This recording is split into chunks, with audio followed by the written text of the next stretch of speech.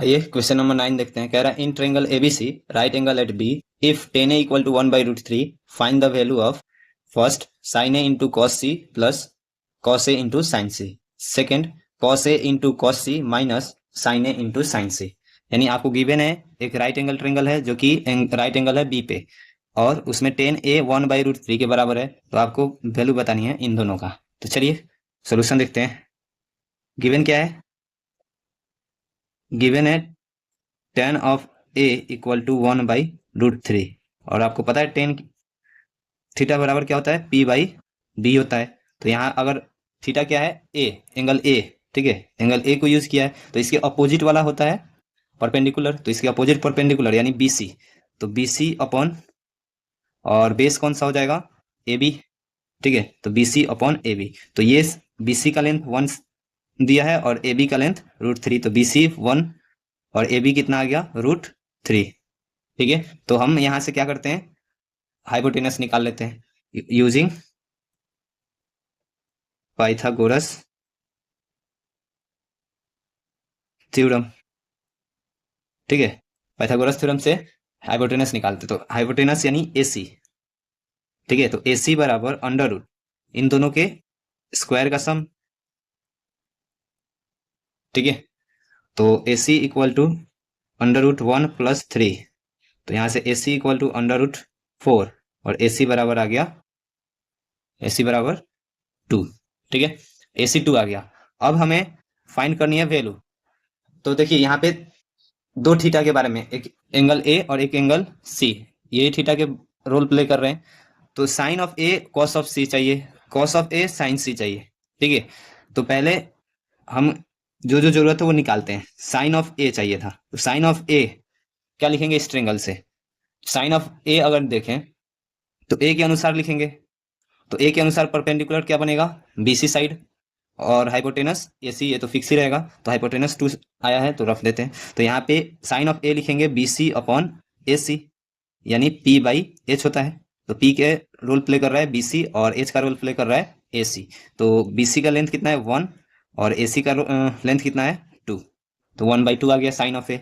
वैसे ही cos of ए निकाल लेते हैं, तो कॉस ऑफ ए जो होगा वो B/H होता है। तो यहाँ B का रोल प्ले कौन सा करेगा? तो देखिए थीटा ए ये है, तो ए के अनुसार बी मेरा ए बी काम करेगा, और हाइपोटेनस कौन बनेगा? AC, वो तो फिक्स ही है। तो ए बी का लेंथ कितना है? √3/AC का लेंथ 2। तो cos sine A cos A आ गया। अब साइन सी कॉस सी निकालते हैं। तो साइन सी बराबर क्या लिखेंगे? P/H, और इस बार P कौन सा काम करेगा? देखिए कौन सा साइड P का काम करेगा? इस बार थीटा मेरा C है, तो P का जस्ट इसके अपोजिट वाला यानी AB। तो यहाँ लिखेंगे AB upon AC, AB upon AC, H तो मेरा AC फिक्स ही रहने वाला है, और AB का लेंथ कितना है? √3, और AC का लेंथ 2, तो साइन सी मेरा √3/2 आ गया। अब cos C की भी जरूरत है, तो cos C भी निकाल लेते हैं। तो cos C बराबर B/H, तो C के अनुसार B कौन रोल प्ले करेगा? B का, तो C के अनुसार B का रोल प्ले BC कर रहा है, तो BC अपॉन AC लिख देते हैं। तो BC अपॉन AC, और BC का लेंथ कितना है? 1, और AC का 2, ठीक है। तो हमें चारों की जरूरत है, चारों निकाल लिए। अब हम एक एक करके वैल्यू फाइंड करते हैं। तो पहला नंबर क्या निकालना था? पहला नंबर निकालना था हमें sine of A into cos of C plus cos of A into sine of C, ठीक है। तो चलिए, तो साइन ऑफ ए का वैल्यू क्या है? 1/2 इंटू कॉस सी का वैल्यू क्या है? 1/2 प्लस कॉस ए का वैल्यू क्या है? √3/2, और साइन सी का भी वैल्यू क्या है? √3/2, ठीक है। तो यहां से सॉल्व करेंगे तो 1/4 प्लस √3 तो 3 बन जाएगा, और 2 2 जा 4, तो यहां से ये हुआ, एलसीएम लेंगे 4 और 1 + 3 दैट इज 4/4, और कट के क्या आ गया? 1। तो यानी sine A into cos C plus cos A into sine C का वैल्यू क्या आ गया? 1, ठीक है। अब दूसरा नंबर निकालते हैं। दूसरा नंबर बोला था cos A into cos C minus sign A into sine सी, तो आपको वैल्यू पता ही है। तो कॉस ए का वैल्यू क्या है? √3/2 इंटू कॉस सी का वैल्यू क्या है? 1/2 माइनस साइन ए का वैल्यू क्या है? 1/2 इंटू साइन सी का वैल्यू क्या है? √3/2। तो आपस में मल्टीप्लाई करते हैं, तो ये आएगा √3/4 माइनस इधर भी आएगा √3/4 और ये दोनों कट के क्या हो जाएंगे 0, यानी दूसरे नंबर का वैल्यू क्या आया 0।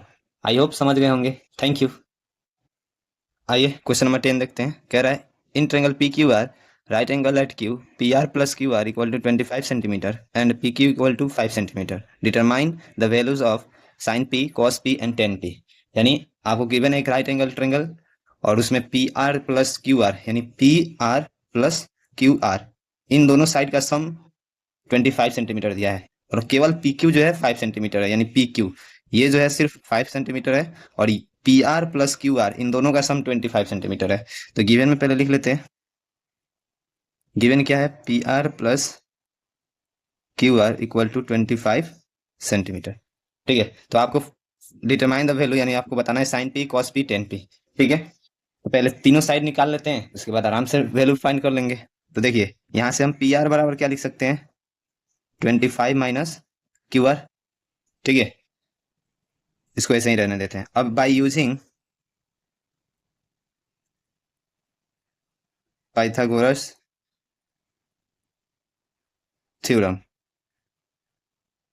पाइथागोरस थ्योरम का यूज करते हैं तो क्या होता है पी आर का स्क्वायर जो होगा वो पी क्यू के स्क्वायर प्लस क्यू आर के स्क्वायर के बराबर होगा। ठीक है, यानी हाइपोटेनस का स्क्वायर परपेंडिकुलर का स्क्वायर प्लस बेस के स्क्वायर के बराबर होता है। और पी आर जो है यहाँ से देख लीजिए पी आर जो है 25 माइनस क्यू आर है, तो पी आर की जगह पे 25 माइनस क्यू आर का होल स्क्वायर लिख सकते हैं और पी क्यू की जगह पे क्या लिखेंगे 5 सेंटीमीटर, तो 5 का स्क्वायर प्लस क्यू आर तो पता नहीं है तो क्यू आर की जगह पे क्यू आर का स्क्वायर ही रहने देंगे। अब देखिए यहाँ पे a माइनस बी का होल स्क्वायर लिखा है तो इसको तोड़ते हैं a माइनस बी पे, तो क्या होगा a square plus B square minus 2ab, तो 50 क्यू आर इक्वल टू 5 का square 25 plus Q R square. अब ये जो क्यू आर स्क्वायर है ये क्यू आर स्क्वायर कैंसिल हो जाएंगे क्योंकि दोनों का साइन सेम ही है, एक इधर आएगा तो माइनस में हो जाएगा तो कैंसिल हो ही जाएगा। ठीक है, अब इस 625 को इधर भेजते हैं तो इधर बचा -50 Q R equal to 25 minus 625 और इसको माइनस करेंगे तो -50 क्यू आर इक्वल टू 600। ठीक है, तो यहाँ से क्यू आर क्या आ जाएगा -600, सॉरी, तो माइनस से माइनस कैंसिल आउट और यहाँ पे क्यू आर बराबर क्या आ जाएगा 600 डिवाइडेड बाई 50।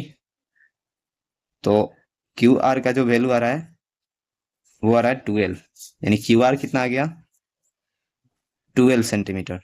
तो हम लिख सकते हैं क्या पी आर, तो क्यू आर 12 सेंटीमीटर आ गया तो सो पी आर बराबर 25 माइनस क्यू आर था तो क्यू आर की जगह पे 12 रख देते हैं तो ये आ गया 13 सेंटीमीटर। ठीक है, तो यानी हमारे तीनों साइड आ गए। चलिए फिर से एक बार ट्रेंगल बनाते हैं। तो देखिए यहाँ पे हमने ट्रेंगल बना दिया और सब साइड का वैल्यू भी लिख दिया। तो हमें क्या पूछा था sine P, now sine P equal to sine theta क्या होता है परपेंडिकुलर अपॉन हाइपोटेनस, तो परपेंडिकुलर कौन सा साइड काम कर रहा है देखिए थीटा की जगह पे क्या है पी, तो एंगल पी के अनुसार देखेंगे तो इसके अपोजिट वाला परपेंडिकुलर होता है यानी Q R divided by S, तो मेरा 90 के अपोजिट वाला यानी पी आर। और इसका वैल्यू देखें तो क्यू आर का वैल्यू कितना है 12 और पी आर का वैल्यू कितना है 13, 12/13 हो गया। अभी पूछा था कॉस पी, तो नेक्स्ट कॉस पी बराबर लिखते हैं। कॉस पी बराबर क्या होता है बेस अपॉन हाइपोटेनस, फिर पी यानी थीटा पी ही है तो इसके अनुसार मेरा बेस कौन सा बनेगा पी क्यू और हाइपोटेनस तो पी आर ही रहने वाला है। तो पी क्यू का वैल्यू है 5 और पी आर का वैल्यू है 13, तो 5/13 हो गया। उसके बाद 10p, तो 10p बराबर क्या होगा परपेंडिकुलर अपॉन बेस, तो परपेंडिकुलर की जगह पे क्यू आर और बेस की जगह पे पी क्यू, तो जो कि 12/5 आएगा। ठीक है, आई होप मेरा सोल्यूशन पसंद आया होगा। Thank you.